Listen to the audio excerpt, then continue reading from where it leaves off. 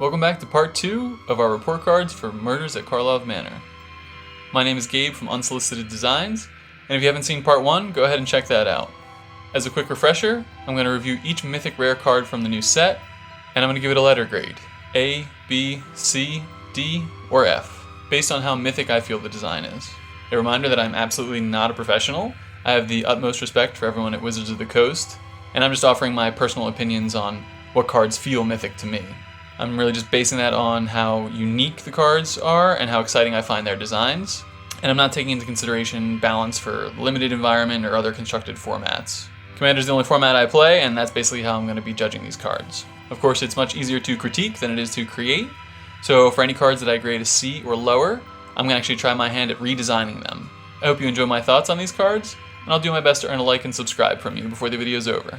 Without further ado, let's get to the review. Alright, the first card to review today is Kylox's Voltstrider. For 1 generic, 1 blue, and 1 red, you get a 4/4 artifact vehicle with crew 2. Additionally, you can collect evidence 6, and Kylox's Voltstrider becomes an artifact creature until end of turn. If you don't recall, collect evidence means you can exile any number of cards from your graveyard with total mana value 6 or greater, so the Voltstrider will let you exile cards from your graveyard instead of crewing it with a creature like you might normally do. Voltstrider also says, whenever it attacks, you may cast an instant or sorcery spell from among cards exiled with it. If that spell will be put into a graveyard, put it on the bottom of its owner's library instead. So we're starting off with another collect evidence card here. I found the lower rarity cards that have this mechanic to be pretty lackluster, but so far all the mythic variants I've been pretty impressed with. And this one is no different. Voltstrider doesn't have trample or haste, which I might like to see, but I would say it is pretty aggressively costed in both its mana value and the crew cost. Clearly it belongs in an instant and sorcery heavy deck. There's always a little bit of friction when you have a spell slinger deck and running permanents in that deck, and you'd really want to strike the right balance. So having a vehicle like the Voltstrider might create a little bit of anti-synergy, or antergy, we'll say, but this technically doesn't require any creatures to crew, so it doesn't do a whole lot to count against your non-permanent spell count. Now, recasting or copying spells is something that I personally really enjoy, though it's definitely a lot more fun and obviously more powerful when you don't have to pay the mana cost to recast those spells. It's important to note that this card doesn't actually require you to collect evidence using instants and sorceries specifically, so you can exile any card type from your graveyard to help pay this alternate crew cost. That said, I think this looks like it would pair really great with spells that already have some kind of cost reduction built into them, but of course I really would like to use this card with expensive bomby instants and sorceries. So the Voltstrider lets you get 2 casts out of your instants and sorceries, and then it puts it back into your library. So I do have the dream of maybe with a good shuffle and cut of your deck, you can see those cards again and then double up on the value a second time. Overall, I like this design. I might be a little biased because I'm really into the effect, like I mentioned before, but I think it's great design space to explore with vehicles, and I'm always interested in seeing how the mythic vehicles perform. I wouldn't disagree with you if you felt this card was a little lackluster, and there are definitely a few areas that you could tweak to give it a little more sizzle, but I'm excited to try this card out as is, so with that in mind, I'm going to give it a B. Next up we have Massacre Girl, Known Killer. For 2 generic and 2 black, you get a 4/4 legendary human assassin with menace. She also says creatures you control have wither, which means when they deal damage to creatures, it'll be in the form of -1/-1 counters. Finally, whenever a creature an opponent controls dies, if its toughness was less than 1, draw a card. So you're definitely getting a respectably sized creature, and you're granting your board a very powerful bonus in wither. Now, wither doesn't help you win combats that you would otherwise lose, but it will make tangling with your creatures a real nightmare for your opponents. One of my favorite things about this card is that it's mono black. That allows you to explore any color combination that you want. So you can try pingers in red or blue, fight and bite spells in green, maybe some proliferate in white, and there's certainly plenty of options in mono black. Though props to anyone that uses Sorceress Queen, that's a pretty old school card that I think would fit really well into this style of deck. And to top it off, Massacre Girl is an excellent source of card advantage. Menace is going to make her much harder to chump block, and even if she does get chumped, that's 2 cards you're going to be netting in that exchange. So I think there's tremendous deck building space that this card opens up, and I think anyone that plays with this card is really going to be delighted with the results they have and all the options they have to explore. So I have to give this one an A. And now we come to another Is It Mythic. This one is Melek, Reforged Researcher. For 3 generic, a red and a blue, you get a star legendary weird detective. Melek's power and toughness are each equal to twice the number of instant and or sorcery cards in your graveyard. And the first instant or sorcery you cast each turn costs 3 generic less to cast. So what exactly are we getting here? Basically, with 3 instants and or sorceries in your graveyard, Melek's going to be a 6/6. That's pretty strong, and I think something you can achieve by turn 5, and then if you get any higher than that, he's going to quickly reach 10/10 or better, so he's definitely going to be a really strong creature, but I'm not certain if that's enough to qualify as mythic. So the second component then is the discount that he provides. The discount is a lot. It's probably the single largest value printed on a card. But with Melek costing 5 mana, I think you're less likely going to be able to play him and then take advantage of that discount on the same turn. And if he dies before you get to cast an instant or sorcery with that discount, I think you're going to be pretty far behind value-wise. Personally, I compare this to cards like Mind Splice Apparatus and Vadrik. Each of those cards can quickly and pretty easily meet or exceed the discount Melek provides. Both of those cards cost less mana, and they apply to every single instant or sorcery you cast, not just the first one you cast each turn. So with competition like that, Melek starts to look a lot less mythic in my opinion. So is the sum of the non-mythic feeling parts enough to equal a mythic? The really high cost reduction of your instants and sorceries and being a giant beater? In my opinion, no, it doesn't do enough to clear the bar. And honestly, I think there are a few simple tweaks that you can make to Melek to really make him feel more mythic and more exciting. So with all that said, Melek is only going to be a D. You can't have a good party without music, and you can't have a good Ravnica set without Rakdoss. Here we have Rakdoss, Patron of Chaos. For 4 generic, a black, and a red mana, you get a 6/6 legendary demon with flying and trample. And at the beginning of your end step, target opponent may sacrifice 2 non-land, non-token permanents. If they don't, you draw 2 cards. So right away, we've got a very decent stat line for the mana cost. I like the keywords on this card, and Rakdoss is going to offer a lot of value almost immediately, as long as he can survive until your end step. Drawing 2 extra cards a turn is massive, and acting as a double abyss for non-token permanents is going to cost your opponents dearly. They would absolutely struggle to try and keep up with paying this cost, and I think if they are, they're really not going to be advancing their game plan. As a whole, I wasn't really sure if I understood this design, but thinking about it flavor-wise, I think it does make a lot of sense. It reads to me like your opponents have to entertain Rakdoss by maiming themselves over and over again, and if they can't keep up, he's going to start looking for ways to amuse himself by drawing you cards. But I will say that the text, draw 2 cards, feels a little out of place to me on a black-red card. Basically, I see this card playing out a few different ways. The first way is suboptimally, where you kind of target a different opponent each turn and spread out that pain and suffering. But more realistically, I think the optimal approach is to target the same opponent over and over again. That way, they're either going to cripple themselves trying to stop you from drawing cards, or they're just going to have to face the facts and let you fill your hand with fresh cards every turn. I don't really like that play pattern. I think it's not going to be very fun to go up against. And additionally, I think they missed a really crucial detail that would go a long way towards making this card feel more like Rakdoss. So with those 2 things in mind, I'm going to give this card a C. Alright, here we have the Pride of the Clade. For 10 generic and 1 green, you get a 2/15 Crocodile Elk Turtle. Leave it to the Simic Combine, am I right? Pride of the Clade has Defender, and for 2 generic and 2 blue, until end of turn, target creature you control gets +1/+0 and gains whenever this creature deals combat damage to a player. Draw cards equal to its toughness, and can attack as though it didn't have Defender. Talk about dreaming big. Huge casting cost, huge toughness, and huge card draw potential. Interestingly, this is one of only 3 creatures with 15 toughness, and it's the only creature with 15 toughness that doesn't also have 15 power. Now, anything with cost reduction is immediately more powerful than it appears, in my opinion. Pride of Clade requires other creatures to enable it, but cheating on mana, I think, is just one of the most powerful things you can do in the game. Now, certainly the ideal scenario is attacking with your Crocodile and drawing 15... attacking with your Crocodile Elk Turtle and drawing 15, but I think this ability is so much more than that. First impression is that you're slamming this card in a Defender deck, and that certainly makes sense, and I plan on doing the same thing, but having Defender is absolutely not a requisite for this card, and I don't think you should limit yourselves to that category. Because for 2 and 2 blue, any unblocked creature you control is going to be drawing you a bunch of cards. Am I the only one envisioning a Thieving Magpie drawing 4? Listen, I've been playing Magic for a long time, kids, and back in my day, Thieving Magpie was where it's at, so don't hate. Obviously, there are a lot more busted plays than that, but furthermore, you can activate the ability multiple times and stack multiple card drawing effects. So if you activate this card twice, that means your Thieving Magpies are going to draw 7 cards. That is a lot of raw power. I guess it's actually raw toughness. Certainly, this card is tailor-made for Defender and high toughness decks, but again, don't limit yourself to those categories of cards. This can easily slot into any deck that's looking to deal combat damage to your opponents. I love the fusion of huge numbers on this card, lots of possibilities, and versatility. This is absolutely an A. Next up is Tomik, Wielder of Law. For 1 generic, a white, and a black, you get a 2/4 legendary human advisor with affinity for planeswalkers, flying, and vigilance. Tomik also says, whenever an opponent attacks with creatures, if 2 or more of those creatures are attacking you and or planeswalkers you control, that opponent loses 3 life and you draw a card. This is a pretty interesting collection of text. Affinity for planeswalkers is new to me, and I'm someone who really loves planeswalkers.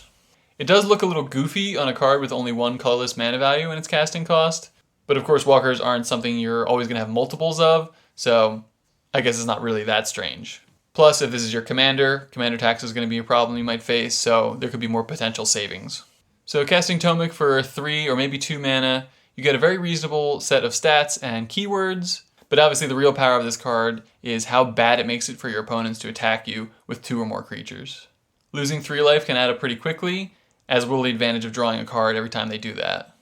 Tomik certainly looks good if you just strictly want to be left alone, and I know a lot of players like Pillow Fort decks with cards that tax your opponents for attacking you, but I think this card will be way more fun to make the choice torturous for your opponents. So I'm excited to use this card with both the Monarchy and Initiative elements in the deck.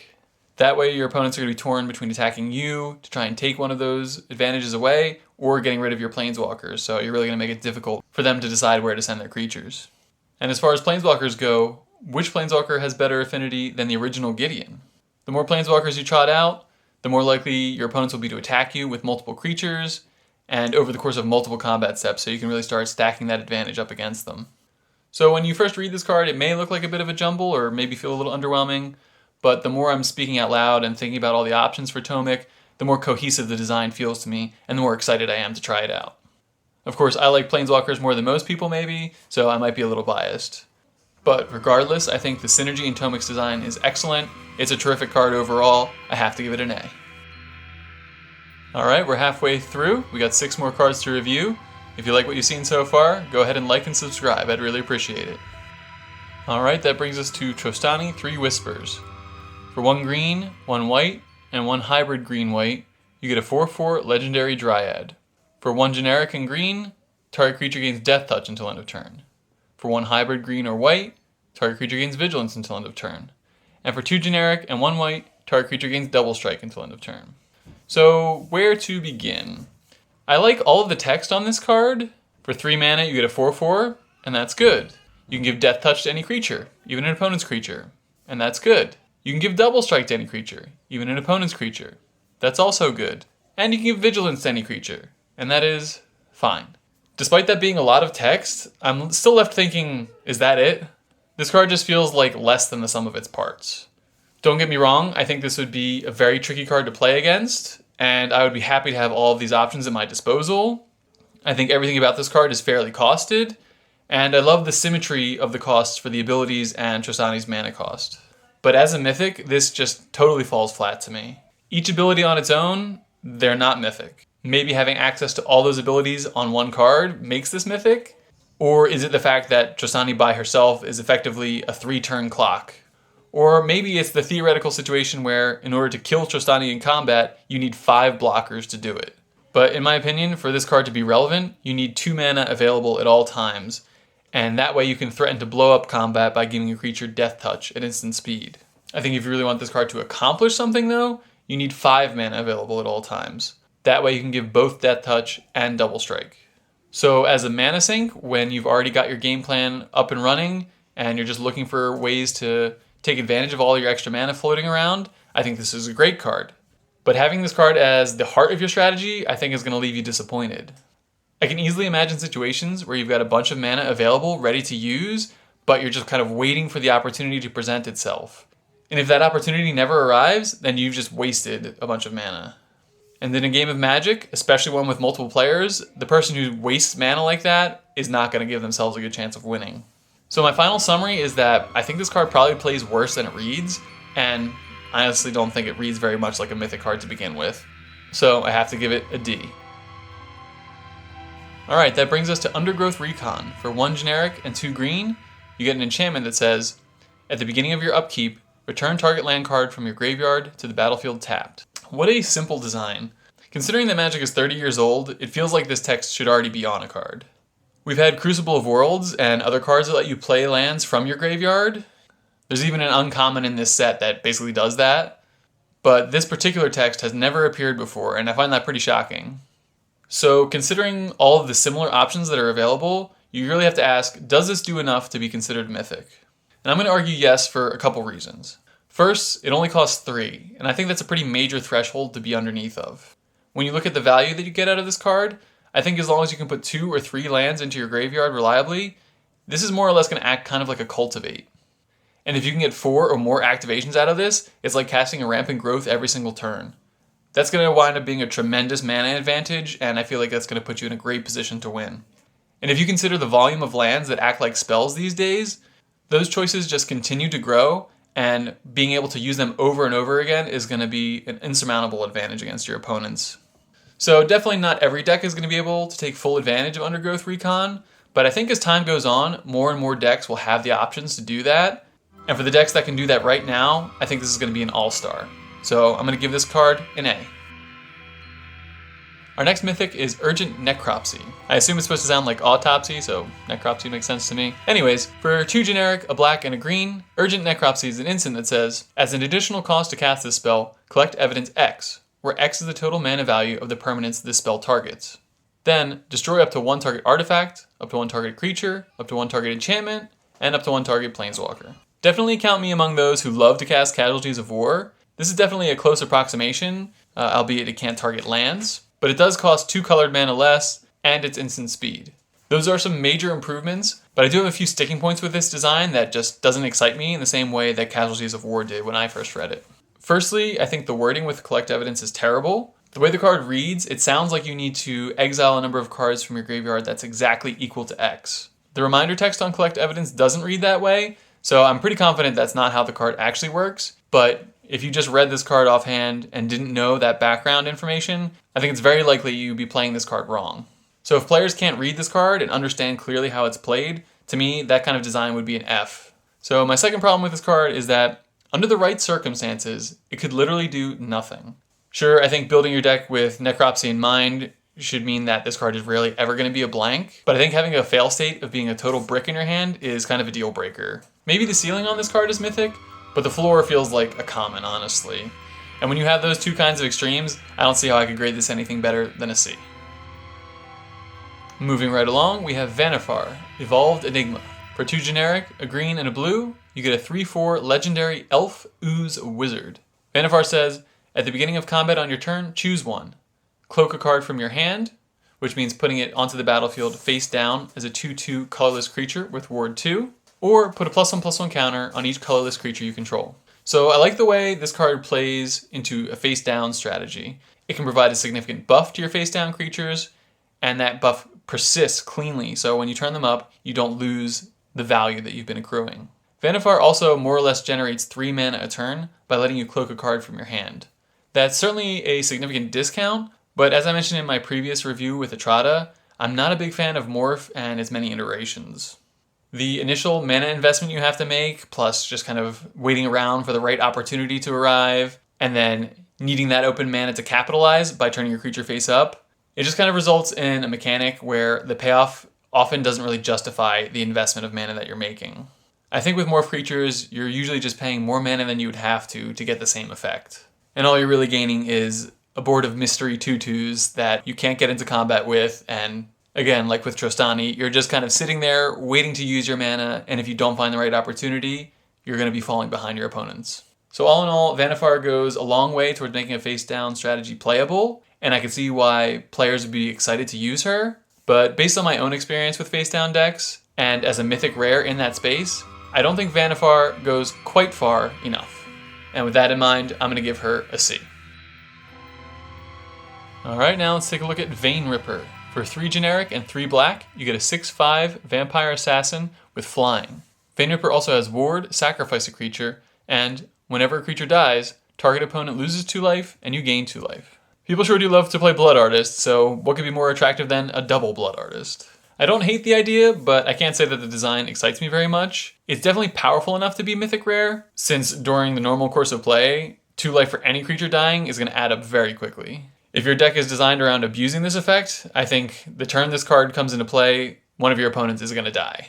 The designers definitely made the right call by limiting this effect to a single opponent and not letting it hit all of your opponents at the same time. And as with Conspiracy Unraveler in part 1 of my review, I don't really like the way this creature is packaged. I think the mana value and the abilities are all fair, especially after seeing how this effect looks on a 2-drop. I think the ward cost is exactly what you want on this kind of creature, because it's really the life-draining ability that you want to be taking advantage of. So what feels out of place to me is the stat line. Since you're probably already draining for tons of life, why be able to apply extra pressure by attacking for 6? Why have the high resiliency in combat with 5 toughness? Personally, I would say a stat line like 3 power, 4 toughness is probably plenty. That's really a relatively minor change in the grand scheme of things, but that coupled along with this just being an old design but doubled makes me want to give this card a B. Alright, the last card we're reviewing today is Voja, Jaws of the Conclave. For 2 generic, a red, a green, and a white, you get a 5/5 legendary wolf with vigilance, trample, and ward 3. Whenever Voja, Jaws of the Conclave attacks, put X +1/+1 counters on each creature you control, where X is the number of elves you control. Then draw a card for each wolf you control. Oof. I've always liked all the Tolsimir cards, but could never really find a deck that was happy to have them. But I think I've at long last found the perfect home for them. I'm a real big proponent of building your deck with multiple strategies in mind, and Voja makes it pretty clear you should be focusing on elves and wolves. I also like that on its own, Voja is a very capable attacker or blocker, and it generates a card by itself when it attacks. The excitement really starts to build though when you imagine your board full of elves and wolves.